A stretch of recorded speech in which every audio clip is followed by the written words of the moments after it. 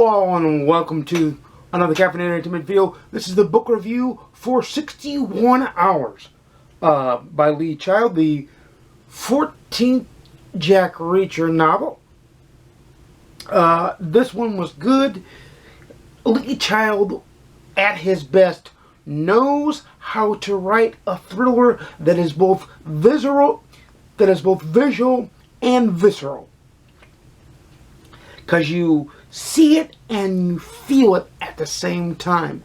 This was set mostly in South Dakota. Let me move real quick and get in better line sight of the camera. There we go. It was mostly set in South Dakota in the dead of winter, in the freezing cold temperatures. And that was a character in itself, and that's why I mention it, because Jack Reacher and the other characters in the book had to deal with the cold being a feature and being a factor in solving what they needed to do. It first was a preventative measure, and then it was a vengeful measure on top of being a preventative measure. So, and the book reminded me more and more of the Travis McGee series by John D. MacDonald, because Jack Reacher, like Travis McGee, was a preventer and then an avenger at the same time in the same book, and it was great. I thought the small town factor gave it a little bit of coziness. I thought the 61-hour time limit gave it a ticking time bomb suspense factor.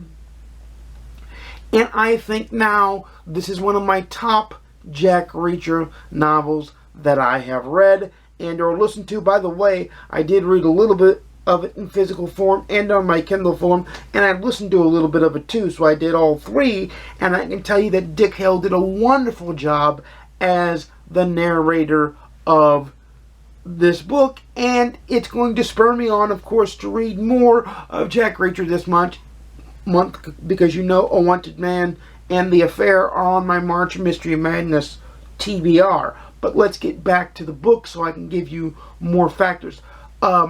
We meet a character that I understand will become central to the Jack Reacher series to some degree. And I cannot wait to actually see Reacher and this character meet face to face, whether it be in the next book or a few books down the line. I think it's really, truly, truly amazing. I think it's really a great book. And it's good to see that Lee Child had long-term payoffs in mind for the Reacher series. I don't know if that's what he set out to do, but that's what he wound up doing. And I can't wait to get to the long-term payoff aspect of this. So there is that. 61 hours, because of the time limit always in the back of the mind and always mentioned on the page and in audio format, whichever way you consumed it. I consumed all three, so that's why I said it.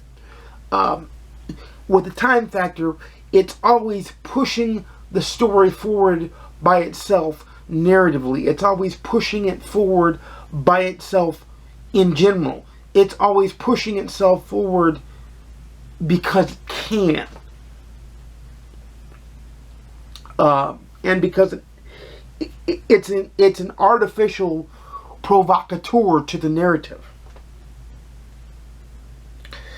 This book is both cozy and quaint and tension suspense filled at the same time. Lee Child walks that narrow tightrope very, very, very well. Like I said, it's one of my favorite Jack Reacher novels, and it's, I believe, one of Lee Child's best Jack Reacher novels. And the fact that I've said that about Gone Tomorrow, last book review, and 61 Hours, this book, it shows me he's getting on a streak of really decent books, which is good to see that he at least got on a streak, and I'm hoping he can get on a new streak with the new book, No Plan B, coming out later this year at some point.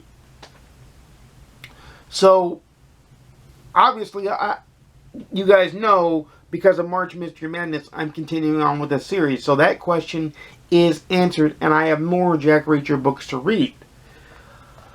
So, that's good. Do I like the character of Jack Reacher? Here you see the character of Jack Reacher be grounded in what Jack Reacher needs to be grounded in.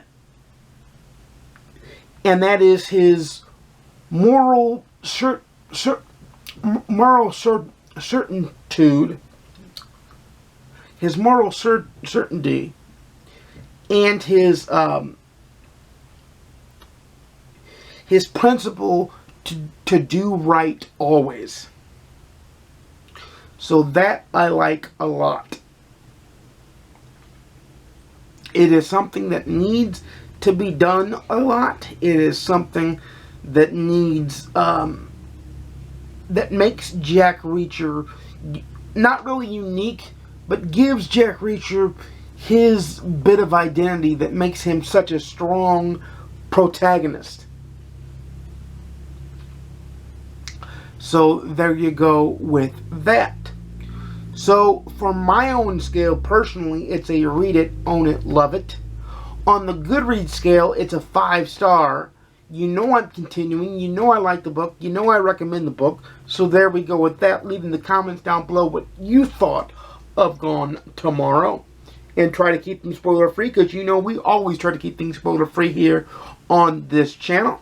And without further ado, you know I make videos every Monday, Wednesday, and Saturday at 12:30 p.m. Central, 10:30 p.m. Pacific, 1:30 p.m. Eastern. Please like, comment, subscribe if you want to see more. Please ding the notification bell to be notified when I upload a video. And in March Mystery Madness month, that's going to be happening more and more often and more frequently, I can tell you.